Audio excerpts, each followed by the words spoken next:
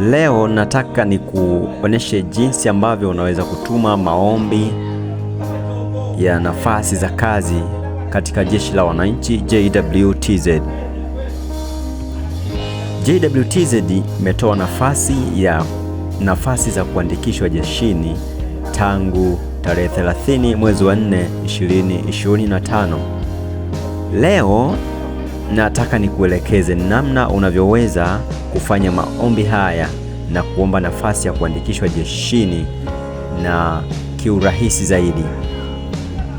Kumbuka kusubscribe katika channel yetu ya Jack Media na kumbuka kushare video hii ili wengine pia wapate nafasi ya kuomba kazi katika Jeshi la Wananchi JWTZ.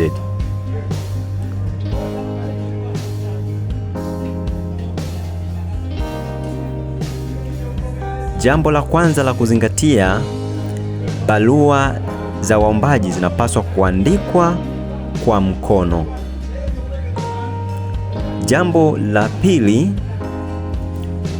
barua yako inapaswa kuwa na anwani zifuatazo. Moja ni anwani yako ambayo itakuwa ni mkono wako wa kulia, na anwani ya jeshi ambayo itakuwa mkono wako wa kushoto. Anwani ya jeshi itaandikwa kama ifuatavyo: kwa mkuu wa utumishi jeshini, makao makuu ya jeshi, sanduku la posta 194, Dodoma, Tanzania. Jambo lingine muhimu, tumia lugha rasmi na sahihi, na barua iwe fupi na yenye kueleweka. Lakini kumbuka kueleza sifa zako za kazi unayoomba na toa mifano ya uzoefu wako au mafunzo uliyoyapitia ambayo yanahusiana na kazi yako.